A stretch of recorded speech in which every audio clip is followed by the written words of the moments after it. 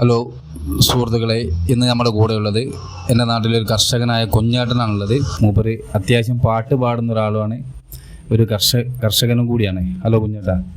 പറഞ്ഞു. പിന്നെ നിങ്ങളെ കുടുംബം എപ്പോഴാണ് ഈ മലയോര മേഖലയിലേക്ക് കുടിയേറിയത്? എവിടെ നിന്നാണ് വന്നത്?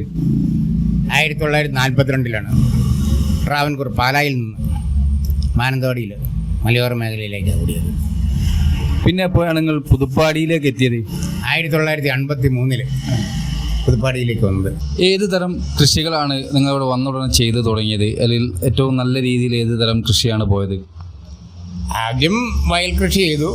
അത് കഴിഞ്ഞ് കരകൃഷി എന്ന് പറഞ്ഞിട്ടുണ്ടെങ്കിൽ കുരുമുളക് വെച്ചുപിടിപ്പിച്ചു, കാപ്പി, റബ്ബർ, കശുവണ്ടി, കമുങ്ങ് ഇത്യാദി കൃഷികളെല്ലാം ചെയ്തു. അതിൽ ഏത് കൃഷിയാണ് നല്ല രീതിയിൽ നിങ്ങൾക്ക് ലാഭം തന്ന കൃഷി? മെച്ചപ്പെട്ട കൃഷി കുരുമുളക് കൃഷിയായിരുന്നു. അത് 5-8 കൊല്ലം കഴിഞ്ഞപ്പം ഋതുവാട്ടം വന്നിട്ട് എല്ലാം നഷ്ടപ്പെട്ടു പോയി. എല്ലാ കൃഷികളും കണക്ക് തന്നെ. ഇപ്പോഴത്തെ കർഷകൻ നേരിടുന്ന ഏറ്റവും വലിയ പ്രതിസന്ധി എന്താണ്? ഇപ്പോഴത്തെ കർഷകൻ നേരിടുന്ന ഏറ്റവും വലിയ പ്രതിസന്ധി എന്ന് പറഞ്ഞിട്ടുണ്ടെങ്കിൽ മലയോര മേഖലയിൽ താമസിക്കുന്ന കൃഷിക്കാരുടെ കൃഷിയിടത്തിലേക്ക് ആന, പുലി, കടുവ, കുരങ്ങ്, പന്നി ഇങ്ങനത്തെ ദുഷ്ടമൃഗങ്ങളെല്ലാം കയറി വന്നിട്ട് ഇവരെ ഉപദ്രവിക്കുന്നുണ്ട് എല്ലാ തരത്തിലും. അതിന് യാതൊരു പരിഹാരവും ഗവൺമെൻറ് തലത്തിൽ നിന്നുണ്ടാവില്ല. പിന്നെ നിങ്ങൾ ഒരു ഗായകനുമാണല്ലോ, അപ്പോൾ കൃഷിയെക്കുറിച്ചൊരു പാട്ട് പാടാൻ പറ്റുമോ? പാടുന്നതിന് കുഴപ്പമൊന്നുമില്ല. അതിപ്പം നിലവിൽ കേട്ടിട്ടുള്ളവരാരെങ്കിലും ഉണ്ടോയെന്ന് തന്നെ എനിക്ക് അറിയത്തില്ല. ഏതായാലും ഞാൻ പാടാം. ഇരുന്നാഴി മണ്ണിനായി ഒരുകുന്ന കർഷകൻ ഇരുകാലി മാടുകളായിരുന്നു. മയിലാടും മേടുകളിൽ പുലിയലറും കാടുകളിൽ പുളിമാടം കെട്ടിയൊര കാരണവന്മാർ.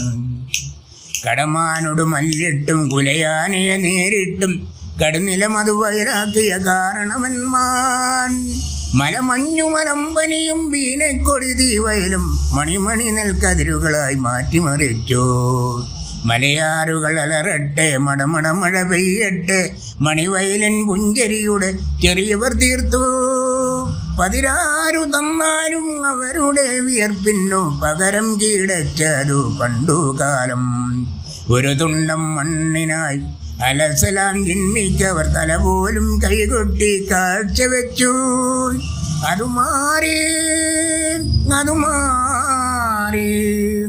അതുമാറി കാറ്റിൻ്റെ ഗതി മാറി ഇരവിൻ്റെ തലകൊയ്യും അരിവാളായി അമ്പിളി പൊങ്ങി.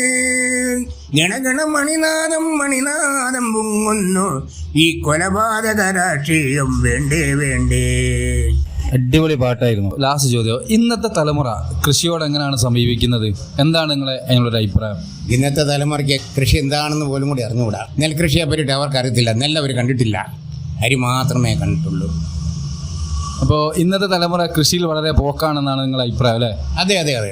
യാതൊരു ബന്ധവും ഇന്നത്തെ തലമുറയ്ക്കില്ല. കൃഷി എന്താണെന്ന് പോലും കൂടെ തലമുറയ്ക്ക് അറിയത്തില്ല. ഇന്ന് കുറേ ഇംഗ്ലീഷ് വിദ്യാഭ്യാസം വേണം, പുറം രാജ്യത്ത് പോകണം, കുറച്ച് പഠിക്കണം, ഇല്ലെങ്കിൽ രാഷ്ട്രീയം വേണം, സ്കൂളുകളിൽ തല്ലിപ്പൊടി ഉണ്ടാക്കണം. ഒരു 10-30 കൊല്ലത്തിന് ഇപ്പുറം എല്ലാ കൃഷിയും നമ്മുടെ ഇവിടുത്തെ നശിച്ചു പോകും. കാരണം അതും അങ്ങനെ കാർഷിക മേഖലയിൽ 1000-1200 രൂപ കൂലി വന്നു. ഈ ഇപ്പോഴത്തെ കൂലി കൊടുക്കാൻ ഏതെങ്കിലും ഒരു കർഷകന് പറ്റുമോ? പറ്റിയല്ല. ഇപ്പോൾ കൃഷിക്കാരെന്ന് പറഞ്ഞാൽ കൃഷിക്കാരെല്ലാം 60 വയസ്സ് 80 വയസ്സൊക്കെ അവരെ കൃഷിക്ക് ഇറങ്ങിപ്പോകാൻ പറ്റിയല്ലോ. അതുകൊണ്ട് ആ കൃഷിയെല്ലാം അവർ കൃഷി ചെയ്യുകയില്ല, അവരുടെ മക്കളൊന്നും ചെയ്യുകയില്ല.